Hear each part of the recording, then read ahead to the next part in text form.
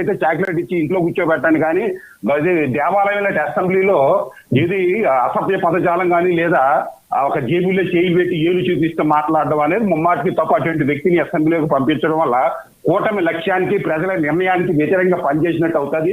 ఇటువంటి వ్యక్తులను అదుపులో పెట్టాల్సిన బాధ్యత పవన్ ఇది చంద్రబాబు నాయుడు గారికి తెలుగుదేశం పార్టీకి ఉంది సార్. అయితే మీరు చిరంజీవి గారి మీద బాలకృష్ణ వ్యక్తిగతమైన ఏది దూషణగా మాట్లాడారంటే ఖచ్చితంగా బాలకృష్ణ గారి నిన్నటిది తప్పు. ఆయనకి సంబంధం లేని డిస్కషన్ అది.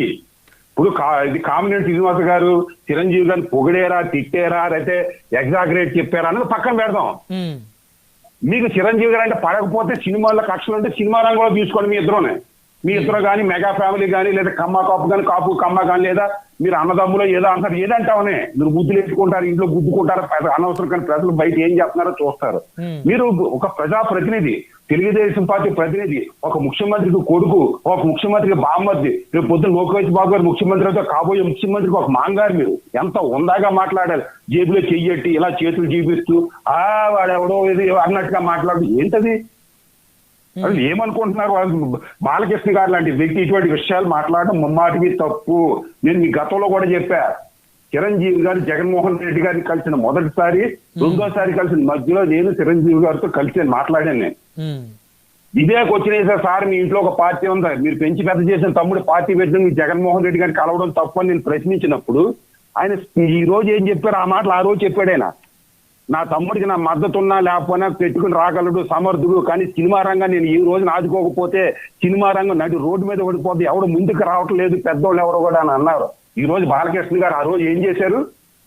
మీరు తండ్రి వెనకాల నిలబడ్డారు. తండ్రి కష్టకాలం ఉన్నప్పుడు సినిమా రంగం కష్టకాలంలో ఉన్నప్పుడు సినిమా రంగం వెనకాల ఉన్నారు. మీరు మీ అన్నయ్య హరికృష్ణ గారు కష్టకాలం ఉన్నప్పుడు మీ అన్నయ్య వెనకాల ఉన్నారా? కానీ చిరంజీవి గారు తన తండ్రి వెనకాల ఉన్నారు, తన కుటుంబం వెనకాల ఉన్నాడు. తనకి అన్నం పెట్టి పోషించిన సినిమా రంగం వెనకాల అది పెద్ద రకం. మీకు 9వ పేరు ఎడితే తప్పు వచ్చిందా? మీరు ఇదే పవన్ కళ్యాణ్ గారు వెనకాల నిలబడ్డారా? మీరు రెండో వ్యక్తే కదా. మొదటి వ్యక్తి పవన్ కళ్యాణ్ ఆ రోజు చంద్ర జయలలిత, రెండో వ్యక్తి లోకేష్ బాబు, మూడో వ్యక్తి మీకు బాలయ్య. అంటే పవన్ కళ్యాణ్ వెనకాల ఉండడానికి నష్టం లేదు, కానీ చిరంజీవి వెనకాల ఉండే నష్టం. ఎందుకంటే పవన్ కళ్యాణ్ ద్వారా తన భావకు అధికారం వస్తుంది కాబట్టి నష్టం లే. రైట్, కంక్లూడ్ చేయండి. సత్యం గారు ఫైనల్ గా ఏం చెప్తారు? సార్ ఇప్పుడు ఖచ్చితంగా పవన్ కళ్యాణ్ సర్దుకుపోతున్న మాట వాస్తవం. ఇందాక తాతంశేరి నాగేంద్ర గారు తన లిమిట్ దాటి మాట్లాడితే చాలా అద్భుతంగా మాట్లాడారు అని అనుకుంటున్నారు. ఇదే బాలయ్య టైప్ లో అసెంబ్లీలో ఒక్కడ మాట్లాడితే పవన్ కళ్యాణ్ వెంటనే సస్పెండ్ చేసి ఉండేవాడు, అక్కడి నుంచి అక్కడికి ఇంటికి పొమ్మనేవాడు. కానీ చంద్రబాబు నాయుడు గారు మన బొండా ఉమ్మగారు లాంటి వాళ్ళు కానీ లేదా బుచ్చే చౌదరి గారు లాంటి వాళ్ళు కానీ నేను బాలకృష్ణ గారు లాంటి వాళ్ళు కానీ లేదా అక్కడ పిఠాపురంలో ఇష్యూలు క్రియేట్ చేస్తున్న వర్మ గారిని